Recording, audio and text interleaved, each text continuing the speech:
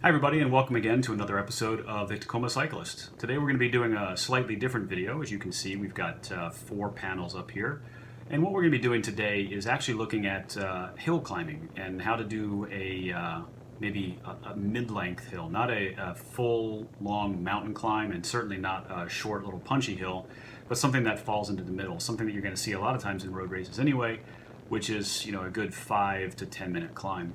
What we have here is obviously a little bit of a bouncy cam here on the right where the Boogeyman is in the screen, and then my camera up in the front. And you can see there's definitely some variation here between some of the stats. It's just that it's a little bit out of sync. But the goal here is to show how to do a longer climb like this. Something that, if you go all in right off the bat, you're not going to be too terribly happy with yourself. You're going to burn yourself out. So what we're going to do here, and actually if you look at the bottom right hand side of your screen there, you'll see that this segment here on Strava, it's about 1.7 miles overall, and the Boogeyman here actually has the KOM in this segment, and out of quite a few people. Yeah, excellent. He worked awfully hard for that KOM too, so I'm very proud of him for that.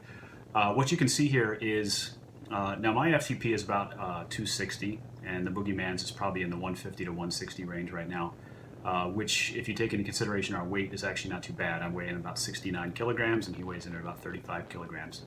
So overall, pretty solid FTP for an entry to mid-level racer. So what I'm trying to do, though, while I'm doing this climb here, I certainly could get out of the saddle and hammer it up this climb, as could the Boogeyman. You can see he's kind of focused right there. He's got his game face on. Looks like he might be doing a little bit of frooming, can't tell, head off to the side.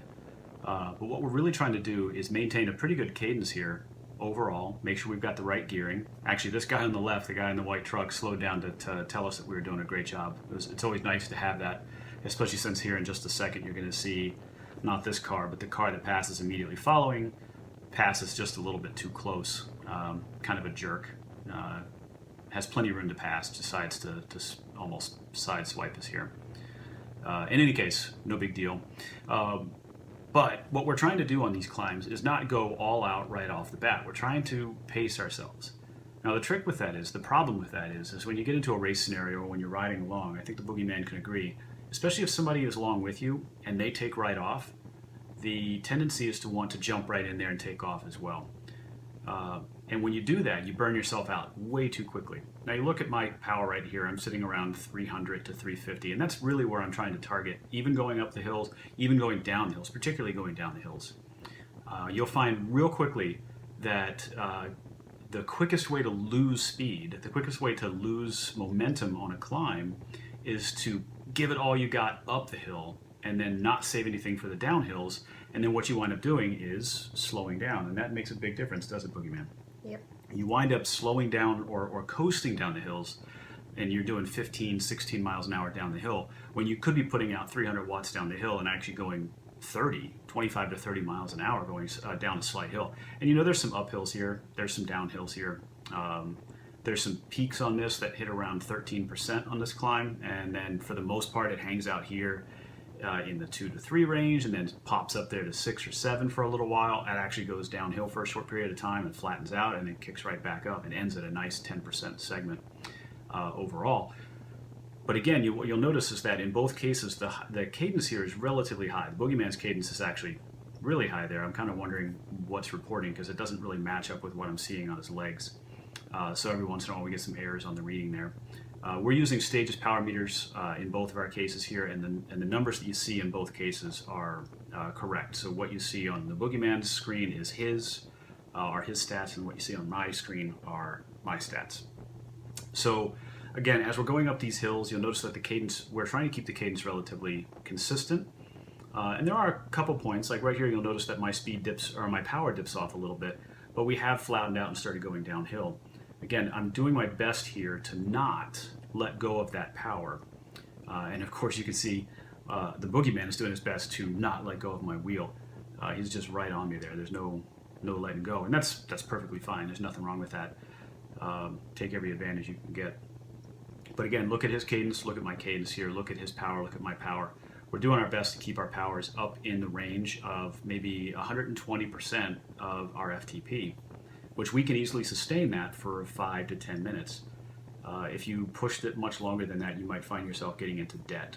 And I was looking at my heart rate here. It was actually a little on the high side just because we're doing this at rush hour, and entering into this section was a little bit sketchy, and honestly I got a little excited going into it. So my heart rate was a touch higher than I wanted it to be to start. Now again, we're coming back up this hill again. It's starting to tick back up into the 5, 6, 7% range. See the speed dropping off a little bit, but what I'm trying to do is keep that power as consistent as possible, as much as you possibly can, and keep that cadence up there as well. So you'll see it dips down every once in a while, power-wise. Cadence typically does not. And in this case, you see my RPMs are up high, where grade is going down. In this case, I actually maxed out. I was in my little ring for this portion, and I actually kind of maxed out my little ring. I could have kicked up faster, my cadence a little higher, but to be honest with you, I didn't want to do that just because I knew that if I did kick up my cadence a little higher, it would push my heart rate up into a higher zone, and I don't want to overcook the heart rate there, especially since coming up here we start to ramp the grade back up just a touch again. This is the kind of thing you're going to see in most road races anyway. It's not a constant incline. You get a little bit of decline, you get a little bit of incline, and then sometimes you get these nice little punches, and this ends at a nice little punch. Now the other thing, by keeping my power relatively consistent and close to my FTP, within 80 to 120% of my FTP, towards the end here, my goal is, this is where I can make up some of the difference on the speed, and the Boogeyman does the same thing here. You can see his cadence picking up.